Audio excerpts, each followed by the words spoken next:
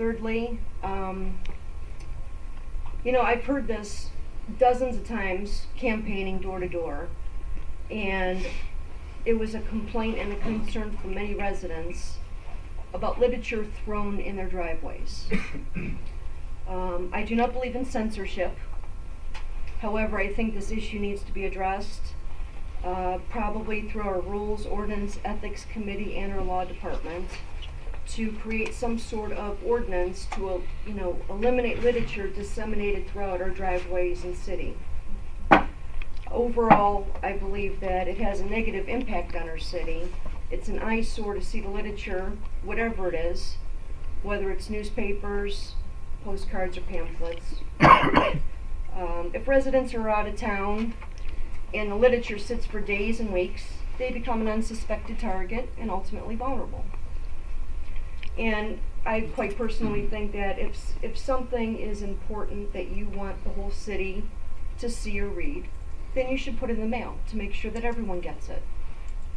So these are just some things I'm proposing for the upcoming year, and I would like to have any thoughts on it from our council, and go from there. Thoughts on the first one, starting your committee, and then we'll expand. Sure. On the partying part, I know that's one of your things about restoring the community, but ultimately come down to cost and manpower issues. So I'd gonna need to know more about that. Oh, definitely. When we are at a point to get estimates, I mean, do your due diligence, but that's for everyone. When we're at a point where you've done the homework and you have an idea, one of the things I want to get back to is then the appropriate department head would then get official estimates.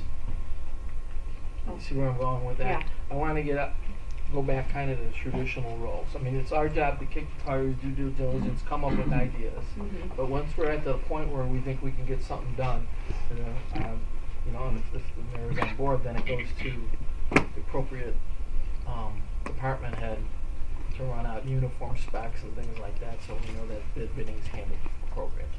And I'm not saying it wouldn't, I'm just saying it's the first time we've had an idea, and I want to make sure that I kind of set at least my preference. Quarterly newsletter, in our last rec meeting, Jen Berger had some ideas about some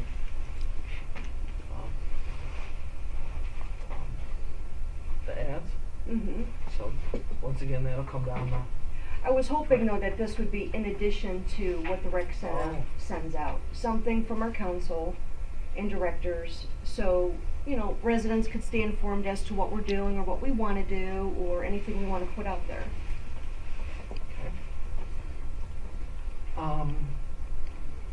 On the last item, we certainly will look into it. It probably would fall on rules. We can ask again. I briefly looked into this a couple years ago on my own because I too had heard the same complaints when I was going door to door.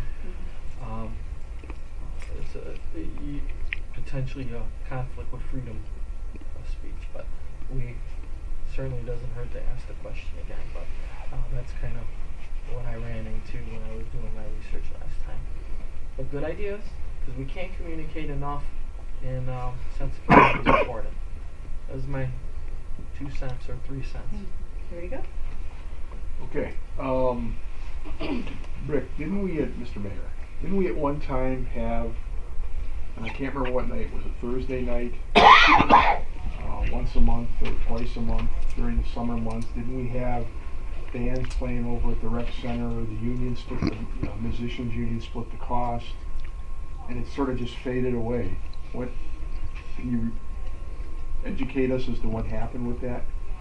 I don't recall specifically, but they became progressively more lightly attended. Okay. And so the crowd just started to dissipate after a while. Okay. Okay. Maybe because the style of music, or I don't remember. other things going on. Was it every other Friday during the summer? I don't remember the frequency. Yeah. It was pretty regular. Yeah.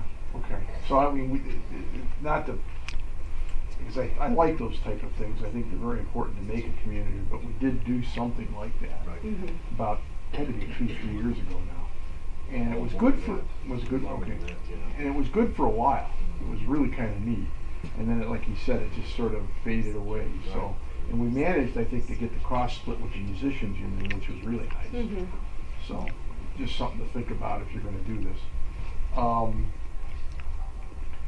I think we've already talked a little bit about maybe putting a administrator, councilman, mayor's comment section in the, I don't know what we're calling it now, the pamphlet that goes out quarterly, that sets out in the kiosk to be picked up by people. I don't know. Go ahead, sir. One of our biggest concerns about the newsletter, and you have to excuse me, I'm not feeling very well. We couldn't tell, Mr. Mayor. I'm pretty, not mailing it has been an issue. That was where I was going with it. Many of them just sit around uncollected, unused, unread.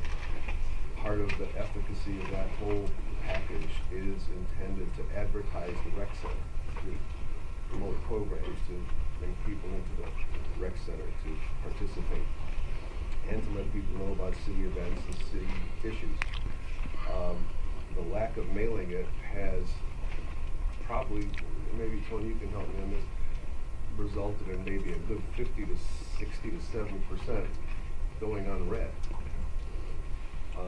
We've been sitting down with Jen, who has come up with a concept that would potentially allow us to mail that again, to reinvigorate the existing newsletter and hopefully generate the kind of business that we're trying to generate by putting it out there, while at the same time offering some portion of the existing newsletter for council to talk about issues that are important to each particular council person. And we believe, well, the way it works is that it's printed by liturgical publications for us. They take care of all the printing expense, and in exchange, they derive the advertising income from it, at least in significant part. We do have the authority under our arrangement with them to sell a page or so of advertising. And knowing what I know about how the thing operates, it's possible that we could cover most, if not all, of the mailing expense by selling that additional advertising that we're allowed to sell, and use that money to cover the mail house and the mailing expense, which could run, you're right, about $1,200 or so, depending on the kind of postage you apply to it, depending if you do it by a carrier route, you can probably get a pretty deep discount in the cost of it. So what we are looking at is a means to deliver that in a way that would allow council to, promote issues that are important to the city, while at the same time promoting the rec center in the way that the newsletter was always intended to do, but not incurring additional expense to the city. So that's kind of the path we're on, but if there are other things, I'm not going to say no, we can't look at other things too. But we think we have an approach that we want to come to council with here relatively quickly along those lines. Mr. Mayor, you have eloquently stole my fire. That's exactly where I was going. That we start mailing these things again, because there are just boxes and boxes and boxes of them left over, which is pointless. And then the other side of the coin is that maybe we can piggyback off of it. Yeah, it might be nice to have a separate publication, but the cost differential to just slip in every council person to slip in a couple paragraphs about what's going on, I think is going to make it more ethical, efficacious to put it in with the newsletter. That's my 2 cents. No, I appreciate it. No Thank you. problem. Madam Chairwoman, Yes, sir. on your last one, your placement of literature on the driveways, which would probably be a building or police function. Actually, we have a lot of ordinances, and sometimes they don't get addressed when we do charter review, and this may be a good time to address the solicitation ordinance that we have. Give you some history back when Chief Fetchko was in, which is now over 10, 15 years ago.